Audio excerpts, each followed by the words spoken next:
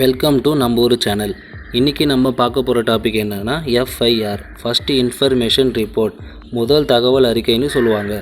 முதல் தகவல் அறிக்கை எந்த செக்ஷன் படி ஏற்றுறாங்க அப்படின்னு பார்த்தீங்கன்னா செக்ஷன் 154 ஆஃப் சிபிசி 1973. சிபிசி அப்படின்னா கிரிமினல் ப்ரொசீஜர் கோடுன்னு சொல்லுவாங்க. இது ஒரு பெரும்பாலான மக்களுக்கு தெரியும், சில பேருக்கு தெரியாது. சரி, இந்த முதல் தகவல் அறிக்கை ரொம்ப முக்கியமான ஒரு விஷயம் ஆகும். இப்போது ஒரு இடத்துல ஒரு விஷயம் நடக்குது அப்படின்னா அதில் பாதிக்கப்பட்டவங்களும் இந்த எஃப்ஐஆர் போய் கொடுக்கலாம். இல்லை, இந்த பாதிக்கப்பட்டவங்களுக்கு சம்மந்தப்பட்டவங்களும் போய் எஃப்ஐஆர் கொடுக்கலாம்.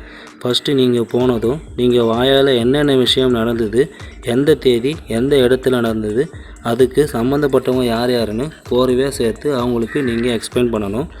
அங்கே போலீஸ் ஸ்டேஷனில் ரைட்டர் இருப்பார் இல்லையா, அவர் என்ன பண்ணுவாருன்னா நீங்கள் சொன்னதெல்லாம் ஒரு பேப்பரில் எழுதி வச்சிட்ட பிறகு திரும்ப நீங்கள் சொன்னதெல்லாம் கரெக்டாக இருக்கான்னு உங்களுக்கு படித்து காட்டணும். படித்து காட்டின பிறகு நீங்கள் சொன்ன இன்ஃபர்மேஷனும் அவர் எழுதின இன்ஃபர்மேஷனும் கரெக்டாக இருந்துச்சுன்னா நீங்கள் அந்த எஃப்ஐஆரில் சைன் பண்ணணும். சைன் பண்ண பிறகு அதோட ஒரு காப்பியை நீங்கள் வாங்கி வச்சுக்கணும். உங்களுக்கு ஒரு காப்பி தருவாங்க. அது வாங்கிறதுக்கு உங்களுக்கு ரைட்ஸ் இருக்குது. இப்போது நீங்கள் நானே ரிட்டனில் எழுதி கொடுக்குறேன், அதாவது நானே அங்கே போய் எழுதி கொடுத்துக்கிறேன் அப்படின்னா நீங்கள் 2 காப்பி எழுதி கொடுக்கணும். ஒன்று போலீஸுக்கும், இன்னொரு காப்பி உங்கள்கிட்ட இருந்து வாங்கி அவங்க சைன் பண்ணி சீல் வச்சு கொடுப்பாங்க. இது எதுக்காக இப்படி செய்கிறாங்கன்னா உங்கள்கிட்ட இருந்து எஃப்ஐஆர் காப்பி அவங்க வாங்கிக்கிறாங்க அப்படிங்கிறதுக்கான ஒரு ப்ரூஃப் தான் இது. இது இப்போல்லாம் பார்த்தீங்கன்னா இஎஃப்ஐஆர் அப்படின்னு சொல்கிறாங்க. இஎஃப்ஐஆர்னால் ஆன்லைனில் எஃப்ஐஆர் ரெஜிஸ்டர் பண்ணிக்கலாம். இந்த இஎஃப்ஐஆர் எதுக்கு யூஸ் ஆகுதுன்னா ரொம்ப முக்கியமான சென்சிட்டிவ் கேஸ்லாம் இருக்குது இல்லையா, அதாவது மர்டர் கேஸ், அப்புறம் டவுரி டெத்துன்னு சொல்லுவாங்க. அதாவது டவுரி டெத்துனால் வரதட்சணை கொடுமையால் டெத் ஆகிறவங்க. இந்த மாதிரி முக்கியமான கேஸுக்கெல்லாம் இந்த இஎஃப்ஐஆரை பயன்படுத்தலாம். இந்த எஃப்ஐஆரில் நீங்கள் கொடுக்குற இன்ஃபர்மேஷன் ரொம்ப இம்பார்ட்டன்ட்.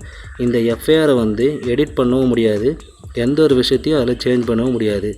இந்த எஃப்ஐஆர் நான் கொடுத்து 1 மாதத்துக்கு மேலே ஆயிடுச்சு, அது இப்போ எக்ஸ்பயர் ஆகிடுமான்னு அப்படின்னு கேட்டிங்கன்னா அந்த மாதிரிலாம் எதுவுமே ஆகாது.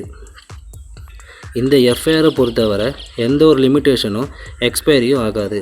ஆனால் எஃப்ஐஆரை பொறுத்தவரை எடிட் மட்டும் பண்ணவே முடியாது. அதுக்கப்புறம் போலீஸ்லாம் நீங்களே எஃப்ஐஆர் கொடுத்த இன்ஃபர்மேஷன் வச்சு தான் போலீஸ் ஃபர்தராக இன்வெஸ்டிகேட் பண்ணுவாங்க. போலீஸ் ஒரு விஷயத்தில் இன்வெஸ்டிகேட் பண்ண ஸ்டார்ட் பண்ணிட்டாங்கன்னா நீங்கள் கொடுத்த எஃப்ஐஆரை வச்சு தான் ஸ்டார்ட் பண்ண ஆரம்பிப்பாங்க. ஓகே, இன்றைக்கி நம்ம பார்த்த டாபிக் பிடிச்சிருந்தா லைக் பண்ணுங்கள், ஷேர் பண்ணுங்கள், சப்ஸ்கிரைப் பண்ணுங்கள். தேங்க்யூ.